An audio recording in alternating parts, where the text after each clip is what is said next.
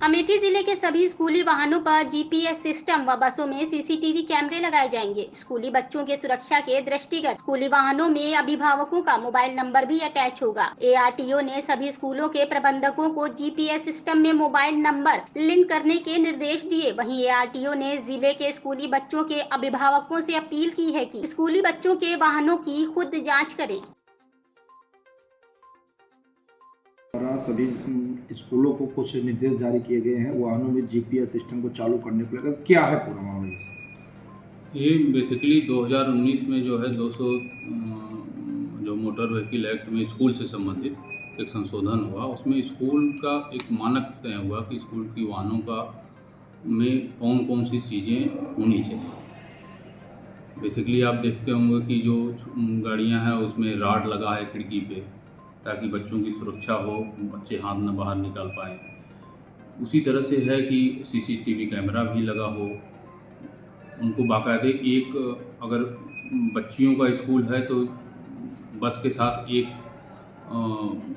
महिला teacher run करेगी बस में उनकी सुरक्षा के लिए। इसी तरह से जीपीएस सिस्टम भी है। जीपीएस सिस्टम बेसिकली आजकल स्कूल वाहनों के अतिरिक्त अन्य वाहनों में भी लोग लगाते हैं, और उससे वाहन की सुरक्षा तो रहती ही है। वाहन स्वामी को ये पता रहता है कि हमारी गाड़ी अमुक समय पे कहाँ पे रन कर रही है या कहाँ पे है, रूट कोई डाइवर्ट तो नहीं हो गया। या अगर कानून व्यवस्था की दृष्टि से देखें तो कभी कभी गाड़ी चोरी होती है तो भी पता चल जाएगा कि जीपीएस सिस्टम अगर लगा है तो गाड़ी कहाँ पे। तो बेसिकली जो स्कूल में लगाने का वो है, वो इसलिए है कि स्कूल में जो अभिभावक बच्चों को छोड़ रहे हैं, गाड़ी एक घंटे के अंदर में बच्चों को पहुंचाना ज़रूरी है। ये भी एक उनके लिए नियम है कि ऐसा रूट ना अख्तियार करें कि ज़्यादा समय लगे बच्चों को पिक करने में और छोड़ने में।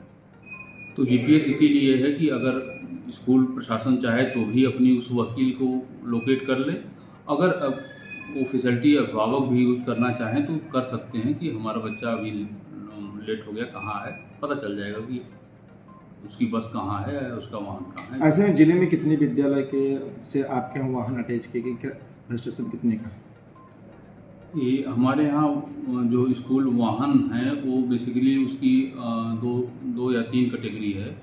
एक तो सिंपल 8 सीटर हैं, वो उनकी संख्या बहुतायत में है और लगभग वो 200-250 के लगभग वही होंगे, 250-300 के लगभग। उसके बाद एक जो 14-15 सीटर हैं, वो उनकी अच्छी खासी संख्या है। बड़ी बसें हमारे यहाँ जनपद में कम हैं और वो लगभग 120-125 के लगभग हैं। ऐसे में देखा जाए लोग रोज शिकायतें आती हैं कि स्कूलों में अवैध तरीके से वाहन चल रहे हैं, इस पे क्या कार्रवाई की जा रही है? देखा इस जाए पे प्रवर्तन कार्रवाई हमेशा चलती रहती है और स्कूलों को प्रबंधकों के साथ हम लोगों की मीटिंग हुई है और उनको ये बाकायदे बताया गया है कि स्कूल से संबंधित जो वाहन है उसकी 3 कैटेगरी है।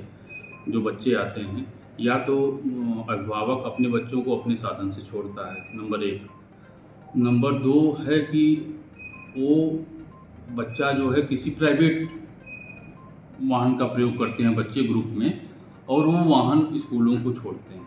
तीसरा है कि स्कूल के अपने स्वयं के वाहन हैं। तो स्कूल के अपने स्वयं के वाहन हैं, इस पे तो डायरेक्ट उनकी जिम्मेदारी स्कूल की है। लेकिन जो ऐसे वाहन हैं जो एक तरह से ग्रुप बना के बच्चों को स्कूल लाते हैं और ले जाते हैं, उस पे भी उनकी जिम्मेदारी है। उनको बताया गया है कम से कम आपके स्कूल पे अगर कोई वाहन आके बच्चों को ड्रॉप कर रही है तो आपको देखना होगा कि अमुक वाहन जो आ रहा है उसका ड्राइवर सही है कि नहीं, उसका फिटनेस है कि नहीं। क्योंकि कोई एक, हम तो प्रवर्तन कार्रवाई जो हमारा दल है वो करता रहेगा, लेकिन हर स्कूल पे हर समय पे पहुंचना संभव नहीं है। और साथ ही साथ मैं आप लोगों के माध्यम से अभिभावकों से ये अपील करना चाहूँगा कि वो सुरक्षित साधनों से बच्चों को स्कूल भेजें। अपने स्वयं अपने छोड़ दें, या स्कूल का वाहन अगर है तो उसका प्रयोग करना जो है वरीयता दें उसको, क्योंकि वो डायरेक्ट उनके भी उसमें रहेगा नियंत्रण में, और विभाग का भी नियंत्रण। कोई अन्य थर्ड पार्टी का वाहन अगर चल रहा है तो अभिभावक की जिम्मेदारी है कि उस मुतमईन हो जाएं उसके ड्राइवर से, उसकी फिटनेस को। बच्चों को बैठाने के पहले आजकल परिवहन ऐप प्राइवेट फोरम पे भी है। उसमें आप डाल के अपने गाड़ी का चालान दे सकते हैं, आप गाड़ी की फिटनेस दे सकते हैं। तो एक बार उसको चेक करना चाहिए और ये भी देखना चाहिए कि कहीं क्षमता से अधिक जो ड्राइवर है वो बच्चों को तो नहीं बैठा रहा है। अभिभावक को भी मतलब अपनी जिम्मेदारी का निर्वहन करना पड़ेगा। एक केवल प्रशासन और स्कूल प्रबंधन की जिम्मेदारी नहीं है। अगर हमारा बच्चा जा रहा है तो हम जो है केवल उनके भरोसे नहीं छोड़ सकते। ये अभिभावक को सोचना पड़ेगा।